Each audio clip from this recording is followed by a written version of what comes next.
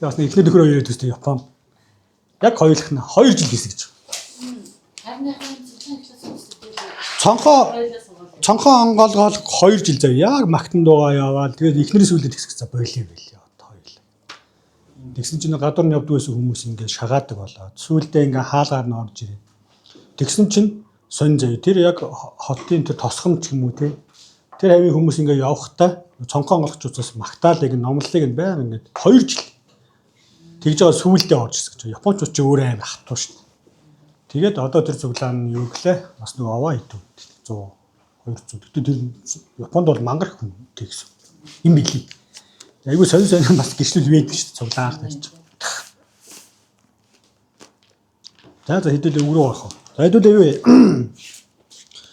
2 дугаар Самуэль номын 12 дугаар бүлгийн 16-аас 15-аас 23-ыг уншия.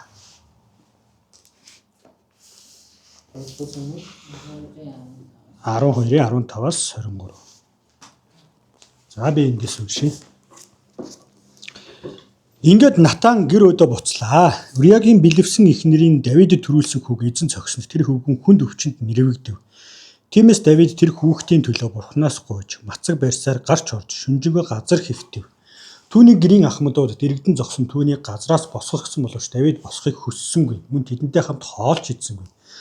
7 дахь өдөр хөвгүүн өөд болжээ. Давидын зарцнаар харах том хөвгүүнийг амьд байхад бид хааныг ятгсан ч тэр бидний дуу хоолойг сонсоогүй. Хөвгүүн нь өөд болсныг одоо хэлбэл хаан өөртөө хор хүргэж магадгүй тул хаанд яаж хэлэх вэ гэлцэв. Гэлцэж хөвгүүнийг өөд болсныг Давид хэлэхээс айж байв. Харин Давид зарцнарынхаа шимэлтгийг хараад хөвгүүн өөд болсныг ойлголоо. Ийхүү Давид зарцнараасаа хөвгүүн өөд болсон уу гэж асуухад тийм ээ тэр өөд болоогүй. Ингээд Давид газраас босож угаал үйлдэн бие туслаад хувцсаа солив. Тэр эзний өргөнд орж хүндэтгэн мөргөв. Дараа нь гэртээ хараад хоол хийлгэж идэв. Тэгтэл зарцнаар нь таны үйлцэн энэ хэрэг ямар учиртай юм бэ? Хөвгүүн амьд байхад та мацаг барьж өөлж байсан. Харин хөвгүүн өөд болоход та босож хоол идлээ гэлцэв Давид. Хөвгүүнийг амьд байх үед би мацаг барин өөлж байсан нь эзэн намайг нэгүүлсэж хөвгүүнийг амьдруулах магад химээсний сансны учир юм. Гэтэл одоо тэр өөд болчихлоо. Би юунд мацаг барих ёстой билээ? Би түүнийг дахин эргүүлж авчиж чадахгүй билүү? Би өөрөө түүн дээр очих болгоно.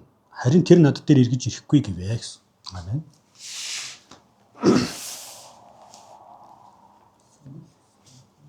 Тийм маш сонирхолтой тий. Тэгээд ер нь хүн болвол их олон өнцгтэй гэж ярьдаг тий. Хүний ялангуяа нэг амьдрал за зөвхөн нас туулж байгаа зүйл биш. Хүний өөрөө их олон өнцгтэй. Тэгээ ямар өнцгөөс нь харж байгаас шалтгаалж тэр хүнийг сайн муу ч юм уу тий мундаг дороо буураач гэдэг юм. Янз бүрээр дүгндэг юм байна л та. Тэр Давидыг ер нь бол одоо итгэгч хүмүүс одоо хамгийн сайн мэддэг. Баг Есүсийн дараа орох. Мундаг одоо баатар байх. Итгэлийн баатарч гэж ярьдаг. Янз бүрээр л ярьдаг. Тэгэхээр хэдүүлээ энэ тал дээр ялангуяа энэ Давид яг энэ саяны уншсан энэ хэсгээс хоёр зүйлийг анзаарья гэж бодсон юм аа. Тэгэхээр анх ер нь залбирж исэн үеэ та нэг эргээд санаачаа гэж хамгийн анх тий төлөөлөн залбирч ялангуяа эсийн бүлэг дээрээ ч юм уу чуулганы өмнө ч юм уу.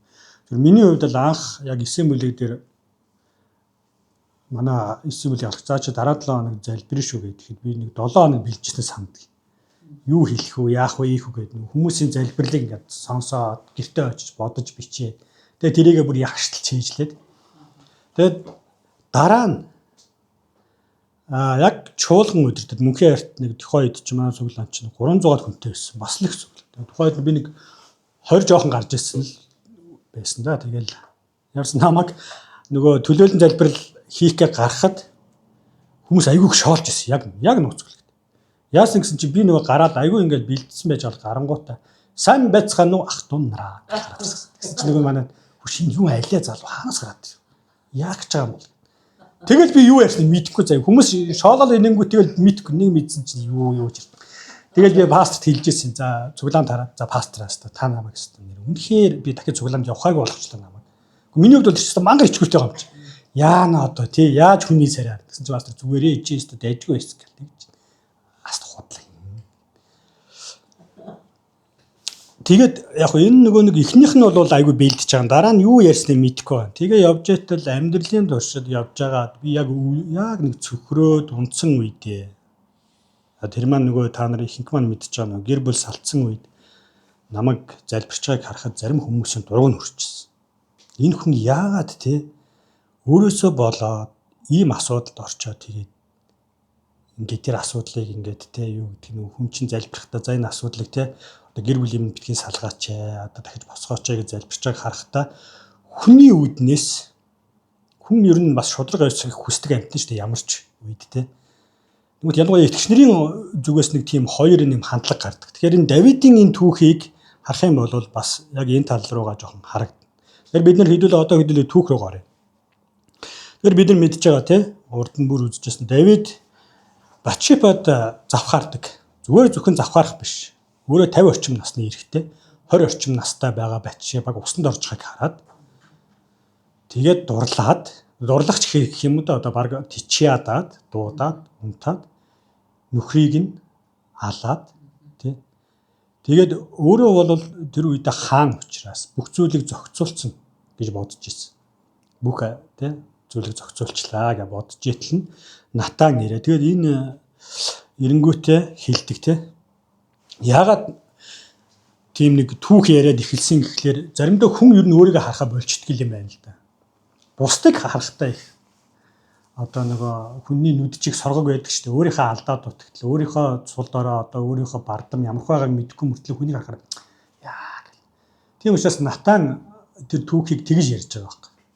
Өөр хүн лөө хандуулаад тэнгуут нөгөөт чинь буурал босч ирэхдээ тэр чинь бол та юм аа гэдэг бүх юм хэлдэг тийм. Тэгээ энэний дараа болж байгаа үйл явдал. За тэгээд хэдүүл ингээ харах юм бол ингээд Натан буцсны дараа 15 дугаар эшлэлээр Натан юу гэж хэлсэн гэхлээр ингэж хэлсэн. За чиний тэгэхэд Давид Натанд за эзэн 13 дугаар эзэн чиний нүглийг тайлсан тул чи өгөхгүй гэлээч хийсэн энэ хэрэгээр чи эзний дайснуудад дөрмжлөх боломжийг өгсөн тул чиний хүү заавал өхнө гэлээ гэж хэлээд явсан. За энэний дараа Давид яасан гэхлээр 16 дугаар эшлэлдэр тиймээс Давид тэр хүүхдийн төлөө Бурханаас гуйж мацаг барьсаар орж гарч шүнжээгөө газар хэвтэв. Түүний гэрийн ахмадууд дэрэгдэн зогсон. Түүний газраас босгох гэсэн боловч Давид босхийг хүссэнгийн мөн тэдэнтэй хамт хоолч идсэнгүй гэсэн. За энэ дээр 16 дээр харах юм бол эхлээд яасан гэхлээр мацаг барьсаар тэгээ газар хэвтэв. Тэгээ цаашаа харах юм бол энэ хэд хоног хүргэлжсэн гэж тийм 7 хоног. Би түрүүн хэлжсэн да нэг хүнийг яг ямар үед нь харж байгаагаар нэг бид нар магадгүй одоо эсийн бүлэг дээр ингээд нэг залбирч байгааг нэг харахтаа. Чуулган дээр төлөөлөө залбирч байгааг харахтаа. Гэхдээ тэр хүн ямархуу алдаа дутагдал гаргачаад тэгснээ өөрийнхөө алдаа дутагдлаас болж магадгүй амьдрал чинь үр хүүхэд нь үхлийн ирмэгдээ ирснээ дараа Бурхны өмнө ингээд одоо тийм хөвтөөд ч юм уу залбираа сууж байгааг харахтаа хүмүүс юу гэж боддог гэхээр итгэгч нарын хувьд нэг юм хоёр хандлага гаргадаг. Яг намайг ч гэсэн тэгжсэн. Ер нь олон хүнийг тэгдэг. Тэр нь юу гэх юм бол нэгдүгürt одоо нөгөө яг юу яасан яг ухаарч ойлгосон гимшил нэг өснө тэр хүн өөрчлөлтөөгүй ээжж Бурханаас ингээ өршөөл гуйж байгаа нь заримдаа олон хүмүүст их тийм юу харагддаг. Одоо шудраг ёсны биш гэх юм уу да тий. Нэг тийм яг энэ хүний ухаараагүй баха. Наад хүн чи яг өөрийнхөө хийсэн алдаа яг өөрөөс нь болоод энэ бүх зүйл болцсон гэдгийг сайн ухаарахгүйгээр ингээд Бурханаас өршөөл гуйгаад мацаг бариад явж байгаа хүнийг хідвэл зүгээр төсөөлөд үзтээ. Тий. Их сонин санагдана тий. Олон хүмүүс юу гэж зөвлөх үү гэх юм бол үгүй чи эзнээс эхлээд өршөөл гуйхаас өмнө магадгүй тий одоо юу гэх юм мацаг барьж залбирахаас өмнө чи эхлээд гимших хэрэгтэй баха. Одоо юу гэдгийг бүр ингээ ухамсарлаа за яг би яг надаас болчлоо ч гэдэг юм уу ингэж ер нь олон пасторууд гэх юм уу итгэгчнэр тэгж ярьдаг. Тэгэнгүүт Давидын үйлдэл тэгж байгаа байхгүй. Натан яриад хэлж байгаа. За чи ийм хийсэн учраас харин гэхдээ чиний амийг ч юм бол өрсөөлөө. Харин гэхдээ чиний хүү ч юм бол зааш хөөхнө. Тэгэнгүүт Давид шууд те мацаг бариад газар өнгөрч унаад 7 хоногийн турш хоол унд идэхгүй байх гэж. Энийг хүмүүс харахтаа бол бидний яг л хийж харна. Ер нь бол. За энэ хүн яг ухаараагүй байна тий. Магадгүй өөрөөс нь болоод ингэсэн. Яг энэ гим нүглөө ягаагүй. Энэ угаасаа шудраг ёсны зүйл байх ёстой. Тэгтэл бид нар ингээд цаашаа харах юм бол айгүй сонирхолтой юм гарч байгаа. Давидын та нар дуулал 51-ийг за би эндээс гаргая. Дуулал 51 дээр бүр ингэж байгаа юм л да. Удирдаач Батшеба руу орсныхан дараа Давид дээр иш зүзүүлэгч Натан ирсэн үеийн Давидын дуулал. Тэгээ бид нэг харах юм бол намайг гин буруугийн тунд би төрсөн мөрсөн гэж ингээд ярьдаг штеп. Тэнгүүт ингэж байгаа нэгдүгээр бурхан хайр инэрлийнхаа мөчөр намайг нэгүүлсэч. Аривын хөршөөлийнхөө өчр гэмт үйлдэлийг минь арилгаач. Хилэнцээс минь намайг олонтоогооч, нүглээс минь намайг цэвэрлээч. Тэгээд цаашаа явж байгаа таны мэлмэд ёром үг хэлээ. Тийм болохоор та айлдвараараа зөвтөж та шүүгдэхтэй зэмгөө болоо гэж ингээд цаашаа явцсан.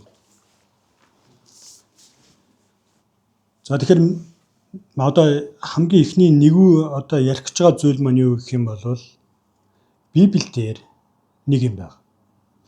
Бурхан шудраг ёсыг ч юм уу тийм биелүүлдэг, хэрэгжүүлдэг. Гэхдээ өөрөөс нь өршөөл ирэхийг бас зөвшөөрдөг. Айгуу сайн. Тийм учраас юу гэх юм бол нэг олон хүмүүс ярьж ирсэн. Одоо нэг болж ирсэн зүйлдээ одоо сая нэг улсын их хурлд дэвшижсэн нэг хүн байгаа. Одоо итгэгч та бүхэн сайн мэдэх бах. Нэрийг хэлээд явах. Тэр хүн цуглаад явахгүй байж байгаад асуудал гараад өөрийнх нь амьдрал нэлээд асуудал гарав. Тэнгүүд хүмүүс тэгдэг шүү дээ. Зарим хүмүүс та бид нар анзаарч байна. Цуглаанд явахгүй мөртлөө мөргөлөө өрөхгүй гэж гинт амьдрал нь асуудал гарангуутлаа ирээл те. 30-11 өөргөө цуглаан дээр Библийг бариад өрөөндөө ороод ганцаараа суугаад. Тэр биднэрт ингээд хүнд ингээд хөндлөнгөөс харахад ямар санагддаг вэ гэх юм бол нэг тийм яг түрүүний хэлсэнчлэн нэг талаараа нэг яг ухаараагүй юм шиг. Юмыг нэг аргалах гээд байгаа юм шиг те. Намайг бол яг тэгжсэн тохойд яг ингээд эзний өмнө сууж байгаа. Гэхдээ чи одоо юу гэдэг юм бэ? Нэг хүний нүднээр харахаар би ингээд гимшиж байгаа юм чинь. Би ингээд таны өмнө ингээд суугаад өргөлийч өргөөд ингээд сууж байгаа юм чинь та намайг өршөөл авах би зохистой хүн. Тэ одоо өршөөлөх тийм юутай хүн гэсэн юм хандлагаар харагдаад байгаа байхгүй нөө хүнд ханилангаас харангуут. Тэгвэл Давидын бид нар сая дуулал 51-ийг харах юм бол Давид би бол тийм эрхтэй хүн. Би одоо харж байна та би те газар унаад ингээд хоол идэхгүй гэж гимшиж чинь гэсэн. Би юу хийж ийн би хинбэ гэдгээс биш. Харин яг тавьж байгаа гол юм нь юу гэх юм бол та хинбэ гэдэг дээр тавиад байгаа. Тийм учраас миний хувьд бол яг тухайн үед яг тэгжсэн. Яг хөө би нөгөө цуглаан талаар ярьсан намайг яг хүмүүс ингээд нэг талаараа шоолж байсан те. Хараад ямар хөөх айлаа залуу ирчвэ гэх. Харин намайг яг унцны дараа эзний өмнө ирээд мэдээж цуглаан дээр очиж залбирдаг. Тэнгүүд хүмүүс ярьжсэн. Яа энэ хоёр. Энэ зүгээр яг аргалах гад байна тий. Ер нь тэгдэгтэй хүмүүс. Энэ яг зүгээр эзнес ингэж гуйнгуудаа газ гэр бүлээ ч юм уу асуудлыг ингээд шийдвэрлэх гэдэг. Тийм учраас наа чи ингээд айгүй ингээд залбираад тэгээ үйлчлээ яваад ингээд хаад. Гэтэл Давидыг яг харуул яг нэг талаараа яг тэгж харж байна. Тэгтэл Давид яг хэлж байгаа юм юу гэхээр миний хийж байгаа зүйл би заавал ингээд ийм авах зохистой биш харин та ирш өршөөнгөө учраас та нэгүүлсэнгөө учраас. Тэгээ бүр энэ одоо энэ юун дээр ингэж хэлж байгаа. Хин ахмадууд нь асуудаг те та яагаад ингэж байгаа гэсэн чинь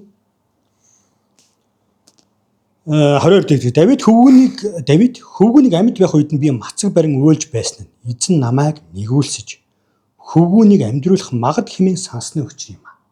Тэрнээс би нэг те одоо би ингээд таны өмнө яаж ингэ тэгээд яг хөө зарим хүмүүс бас тэгдэг байх л да. Зарим итгэгчнэр бол бас тэгдэг. Ингээд асуудал гарангууд гинт ингээд цугдаан дээрээс өдөржин шүнжингийн өглөөний залбирал гүйж ирээл өргөлөө өргөөл учрыгөө залбирал тэгээд үйлчлэлд оролцоод гүүгээл яваад тэгж жагаад асуудал нь шийдэгдэхгүй алга болчдөг. Эсвэл асуудал нь шийдэгдэхгүй бас алга болчдөг. Хоёр талтай. Ийм байдаг. Би эхний ээлжинд юу хэлэх гэж байгаа гэх юм бол нэгдүгээрт Библи шудраг ёсыг Бурхан өөрөө юм хийдэг ч гэсэндээ нөгөө талаараа Бурхан бас өөрөө өршөөл эрхийг зөвшөөрдөг. Тийм учраас заримдаа одоо магадгүй итгэгч нарыг нэг талаараа тэгж бас нөгөө нэг буруутгах болохгүй тийм. Цуглаад ирэхгүй байж байгаа заримдаа асуудал гарахаар гүйж ирч хэсэг байж байгаа тэгээд алга болчдөг хүмүүсийг бид нар харахтаа яг нэг талаараа бол хүний зүгээс бол яг тэгж байгаа. Энэ хүн ухаараагүй зүгээр нэг аргалах чинь хандан шиг ч юм хандж ийн. Гэтэл магадгүй тэр хүн яг Давид шиг эзэн өршөөнгүү нэгүүлсэнгүй учраас тий намайг өршөөж магад намайг дахиад босгож магад гэж бодож ээж болно. Хэрвээ магадгүй тийм бодлогоогоор зүгээр аргалах гэж ирж байгаа бол уучлаарай. Хэрвээ тийм хандлагатай хүмүүс ирж байгаа бол тийм байдгүй маа тий бидний зүгээр нэг мацаг барьснаар Учиргүй өглөө болгон чимээгүй цагаа хийгээд л өрөөндөө ороод 20-30 минут сууснаар нь бурханд хийгдэх юм аа. Бурхны хамгийн гол өөрийнх нь зан чанар нь үглээ. Би бол өршөөнгүй, уурлахтаа удаан гэжсэн. Тэр яг Давидтай яг ингэ адилхан гэж жишээ байгаа. Хизкия хаан гэж байгаа тийм. Хизкия хааныг бас эзэн тэгдэг. Иш үзүүлэгч ирээ. За чи орноосоо босхгүй хөх болно гэж хэлээд явдаг. Тэрний дараа Давид гин Хизкия хан руу эргээд уйлдаг. Тэрний дараа тэгсний эзэн яасан бэ гэхээр түүний амьдралыг 15 жилээр орцсогдөг. Библиэр тийм байгаа. Гэхдээ Давидын энэ удаад бол тэгээгүй. Тэглээгээд Давид яасан гэхээр те за миний залбирал хүрсэнгүй дээ. Ч юм уу те эзэн намайг сонссонгүй, намайг энэ орхичлоод гэж бодог. Яасан гэх юм бол эзэн хүүг үхснээ дараа босоод нас барсныг сонсонгуудаа тэр тухайн хүмүүс хүртэл гайхаж 10 дугаар 20 дугаар эшлэл дээр газраас босож угаал үйлдэм бие тослоод хувцас солив. Тэр эзний өргөнд орж хүндэтгэн мөргөө дараа нь гэртээ хараад хоол хийлгэж идэв. Тэгтэл заснаар нь таны үйлцэн энэ хэрэг ямар учиртай юм бэ? Гайхаж. Ер нь бол Израилийн өөрийнх нь тухайн хуучин гэрээний соёл дээр бол хүүхэд өвднө гэдэг одоо ч гэсэн бид нар аяг хэцүү шүү дээ. Хүүхэд нь өглөөд өвчтэй. Тэгээ яг хүүхэд чинь зайлшгүй өвкнэ гэд хэлснээр дараа бид нэр за яах вэ? Миний гимээс болоод өвчлээ. Хинч бодохгүй те. Давидтай л адилхан эцэг их хүн шиг эзний өмнө магадгүй суугаад эзэн магадгүй намайг оронд намайг хөлж өгч шудраг усыг та хангах гэж байгаа бол тийм үстэй те. Магадгүй тэгж залбирна. Эсвэл магадгүй Давид чиг та нэгүүлсэнгүй учраас хүүхдэм намлуулж өгөөч гэжгүй. Тэгээ ингэ байж байгаа 7 хоног хоол идээгүү хааныг ингээд мацаг бариад газар хөрвөөгөөд хөвтөж байгаа хүнийг хинч хараад те зүрхэн өвдөн шүү дээ. Хүү өнгөрцлөө гэдэг яаж хэлэх вэ? Тэг хэлсэн чинь айгүй сонин босч ирсэн ээ. Хүү өгцөн гэдгсэн чинь. Нөгөөд нь бодож байгаа те хаан өөртөө юм хийж магадгүй амин хорлох ч юм уу. Эсвэл ингээд димит хийгээд бүх юм хорхоод явчих магадгүй гэсэн чинь шууд боссноо хувцаа угааж бие угаагаад бие тослоод хувцаа сольсноо эзний хамгийн гоё айгүй нэг талхалтай хэсэг нь юу гэвэл эзний өргөнд орж хүндэтгэн мөргөө гэж байгаа. Тэнгүүт нөгөө хүмүүс гайхчих. Та яагаад ингэж байгаа? Хүүгээ өхөөгүй байхад нь гашуулж ирсэн өгснийхэн дараа шууд босоод эзэнд мөргөл өргөөд төснө хувцаа солиод хоол идээд бид нар юус ойлгосонгүй юм үлдэлж байна. Тэнгүүт эндээс нэг яг миний хэлэх гэсэн дараагийн санаа нь юу вэ гэх юм бол Давид хэлж байгаа. Гэтэл 23 дээр гэтэл одоо тэр өөд болчихлоо. Би юунд мацаг барих ёстой билээ? Би түүнийг дахин эргүүлж авчиж чадахгүй билүү? Би өөрөө түүн дээр очих болно. Харин тэр надад эргэж ирэхгүй гэвэ гэж хэлж байгаа. Хүмүүс цуглаанаас явдаг бас нэг шалтгаан, их олон шалтгаан байдаг байх л да. Зүгээр миний лав зүгээр анзаарсан нэг шалтгаан юу гэхээр хүмүүс залбирал нь хариулагддаг учраас цуглаанаас их явдаг. Манай цуглаанд байжс нэг ах байдаг гэсэн тухайн нэг 50 гаруй насны. Тэгтээ айгүй мундаг итгэвч гэрүүлэр явдаг. Тэгээ ээж нь өглөөт байсан. Ээжийнхээ төлөө бүгдээрээ л яг ингээл мацаг барайл, өглөө болгоо ирээл залбирч хагаад ээж нь өнгөрсний дараа тэд нэр цуглаанд ирэхэд болцсон баг. Тэгээд бүр жилийн дараа нэг таараадгүй та яаваа цуглаанд ирэхэд болцсон гэсэн. Тэгэл ээж хөдлөө залбираалсан тэгэл болсонгүй. Тэр тийм учраас би дахиж нэг ямаар гэсэн хэцсэн юм аа гэж. За би өөр дээрээ бас ярив те би түрүү нөгөө гэр бүлийн талаар хэлсэн. Би яг гэр бүл хөдлөө тэгээ залбирчих хүмүүс нэг талаараа намайг бол тэгж буруутгах харж ирсэн. Гэхдээ яг тэр бол зөв л дөө хүний нөгөө шудраг усыг ирж байгаа. Нөгөө талаараа нэгүслийг үнгүү болгож байгаа, ухаараагүй, ойлгоогүй энэ тийм хандлага байгаа. Тэгээд гэр бүл маань буцаж нийлээгүй. За тэрний дараа надад бол юу ирсэн гэхлээрээ би бурханд гомдолж эхэлсэн. Би баг 20 жилийг танд яалаа. Зарцуулсаа тий үйлчлэл зарцуулсан. Мэдээж миний буруу болсон. Гэхдээ та буцаад босгох тань чадвар байга. Дээгүү учраас одоо миний үйлчлэл 20 жилийг та мөнгө болгож надад өгөх ёстой. Стан ярьсан гоос. Тэгээ би 2 жил цуглаанд явах нь битгий хэл Библич уншиж нэг залбираагүй. Зүгээр хөдөө яваад би юу ч бодоогүй. Тэгж явжгаад би яагаад эргээд ирсэн бэ гэхлээр гинтхэн бодож байгаа за би чинь нэрээ юу илээ итгэж юм биш. За болио гэж би энийг ч тэгээгүй. Би яг тохойд явахдаа юу шийдсэн гэхлээр би дахиж хизээж тий цуглаанд явж ингэж хийхгүй. Гэхдээ мэдээж одоо тий мод чулууг тэгж явахгүй зүгээр өгөхийнхаа үед магадгүй та над дээр нэг ирвэл тэгээ аавал аавна гэж үгүй болж ирлээ. Тэгээд тухайн үед би энэ 2 жил баг өнгөрсөн юм а. Тэгээд Библи уншмаар санагдаад. Тэгээд хуучин гэрээс дахиад эхлээд уншдаг.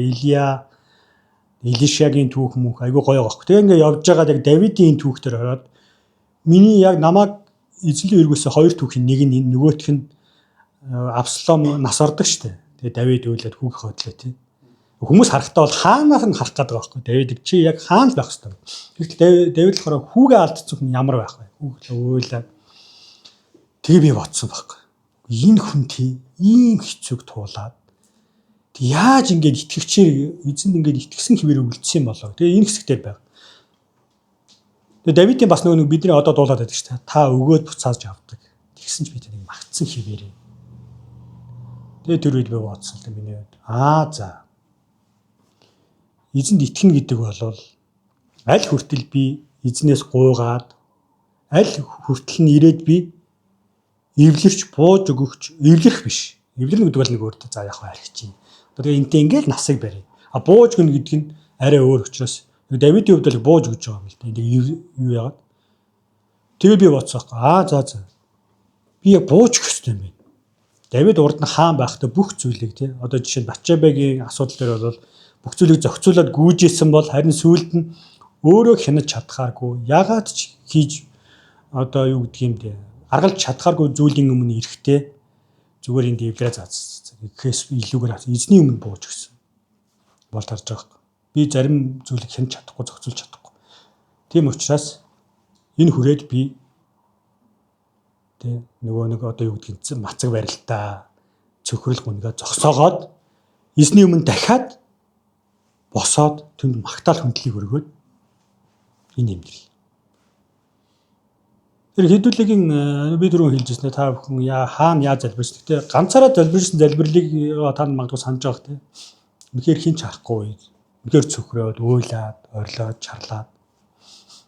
Тэр залбирал үед магадгүй амьдралын хүнд хэцүү үед бид нар яах ёстой вэ гэх юм бол эзнээс гуйна. Эзэн өөрөө тэрийг хэлсэн. Өгдөг. Нэг талаараа бидний амьдрал шудраг ёсог тогтоогоод зарим зүйлийг өгдөг ч гэсэндээ нөгөө талаараа биднийг өөрөөс нь өршөөл ирэх, түүний нэгүүлсэлд найдах тэрийг бас зөвшөөрдөг. Тийм учраас магадгүй тэгээд явж байгаа итгэжтэйг харахтаа нэг талаараа буруутгахаас илүү одоо миний хувьд бол тийм бослоо урд нь бол тэгдэл байсан л да. Яг л тэдэртэй хүмүүстэй адил. Нэг ухаараагүй байж нэг аргалчих гад эсвэл нэг гимшсэнгээ нэг хүмүүст харуулад би их ингэж гимшиж байгаа хүн шүү, өөрчлөгдөж байгаа хүн шүү гэж харуулах гэдэг ингэж бойлгоод исэн чинь яг би өөрөө тэр амьдралыг туулахдаа Давидын жишээ магадгүй зарим хүмүүсийг харахад бол тэд нэр би ийм хийгээд байгаа гэсэн гэхээс илүүгээр эзэн бол нэгүүлсэнгүй, шөнгүй юм а гэдэг зан чанар дээр нь барьж байгаа бол энэ бол зохистой залбирал, зохистой теологийн зүйл. Тийм учраас тэрийг буруутгах юм ч аргагүй юм байна. Хоёрдугаарт нь бид нар аль хүртэл залбираад зогсоод тэ эзэн одоо эрх мэдэлт нь өгөөд эргээд Давид шиг магадгүй босох вэ. Тэгэхээр энийг бүгдээрээ айгүй сайн бас эргэж санаасаа тийм туулаа явж байгаа бол магадгүй туулах чи мэдхгүй бидэрт ирээдүйн амьдралд юу тохиолдохыг мэдхгүй. Тэгэхээр өнөөдөр миний хуваалцах зүйл энэ байна. Тэгээд хамгийн гоё юм. Надад ч тэр яг мэдүүлсэн зүйл нэг нэг талаараа бурхан биднийг ялалдаг, шийтгдэг. Гэхдээ нөгөө талаараа өөрийнх нь өмнө өршөөл нэгүслийг нь эрхийг зөвшөөрдөг. Тийм учраас магадгүй зарим хүмүүст сонин юм гачаа харагдаж болно. Гэхдээ тэр хүний доторх мэдрэмж эзэнтэй харилцаж ямар бид нар мэдэхгүй. Тийм учраас бүгдээрээ Давидтай адилханаар бидний аргалж чадах юм байна. За магадгүй мөн эрх мэдлэр ч юм. Ямар нэгэн танил талаараа. Гэхдээ үхлийн өмнө яг энийг яг зүгээр яг нэг нь харах юм бол хинч аргалж чадахгүй маа тий. Тэгээд харин эзний өмнө бууж өгөх ёстой. Та өгөөд буцааж авдаг. Та өхүүлэхийг өхүүлдэг, амьдруулахыг амьдруулдаг. Тэгээ бидний ганц үлдчихэж байгаа юм өхөл түүний өршөөл нэгүслийн нь бид нар найдаж түүний өмнө зогсож өөлж залбирч бас түүний эрх мэдлийн өмнө бид нар бууж өгдөг юм аа. Тэгээ бүгдээр хамтдаа эзний өмнө ирээд залбирцгаая.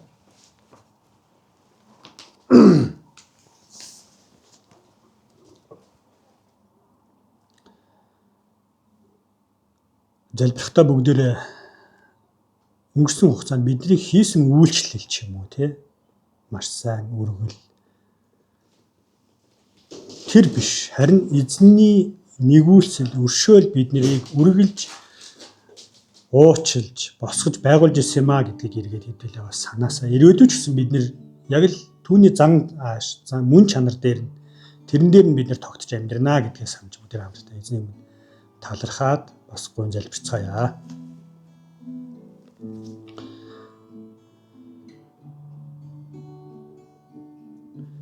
Эзэн минь тэгээд хүн их олон үнцгтэй бид нар заримдаа хүний нэг үнцгийг хараад тэрүүгээр нь дүгнэх тохиолдол байдаг. Ууралсан ч юм уу, ядарсан ч юм уу, унж боссон, алдсан үед нь харахтаа ялангуяа тэр үед нь тантай харилцааг харахтаа бид нар өөрийгөө ч гэсэн бусдыг ч гэсэн заримдаа яг хүний шудраг ёсны үүднээс эсвэл энэ хүн ухаарсан байна, ухаараагүй байна гэж боддог. Харин Давид бүх зүйл унтсан үед таны өмнө суухдаа таны өршөөлийг, таны өршөөнгүй зан чанар, таны нэгүүлслийг бариад зогссон шиг бид нэр бас заримдаа тэгдэг. Би ч гэсэн нэгжсэн эзэн. Та үнэхээр өршөөнгүй нэгүүлсэн. Нэг талаараа биднийг шийтгэж, бидний амьдралд болсон зүйлийг гэр бүлийн минь салгаад, тэрний ичгүүрийг үүргээд алхдаг ч гэсэндээ нөгөө талаараа биднийг дандаа өршөөдөг, бас нэгүүлсдэг. Тань талархлыг өргөе эзэн. Харин яг Давид байсан тэр итгэл шиг босож босоод таны өмнө мөрөглий өргөө, таныг хүндэтгээд таны өмнө дагаад алхах тэр итгэлийг та бидэрт өгөөч гэж гуйж байна. Бусдын амьдралыг хараад шүүхээсээ илүү магадгүй тэр нь илүү залбирдаг, тэднэртэй уулзаад магадгүй тэрвэрдэг тийм итгэгчнэр байх болтугай. Хүнийг ойлгодог, тэгээ нөгөө талаар бас таныг ойлгодог. Энэ хүнийг эзэн шийтгсэн ч байлаа. Бурууг нь үрүүлсэн байлаа гэсэн нөгөө талаараа Бурхан тэрнийг нэгүүлсэж босгодгиймаа гэдгийг бас бид нэр үргэлж санаж бусдад нэгүүлсэнгүй өршөөнгүй хэрвээ эзэн тэр хүнийг босгож байгаа бол хажууд нь түүнийг дэмнээд явах тэр итгэлийн хүмүүс болгож өгөөрэй гэж хүч. Бүх алдрыг зөвхөн танд өргөж байна. Энэ бүгдийн эцэст амьдралыг баригч нь, өхөөлөгч нь, амьдруулагч нь та учраас танд бүх алдрыг өргөж байна. Таны өмнө даруугаар араамандаа өстө нөгөө яаж гэнад алхан гэдэг шиг амьдрах та биднэрт тийм мэрэгэн ухааныг өгөөрэй гэж эзэн Есүсийн нэрээр талархан залбирлаа. Амен. За эзэн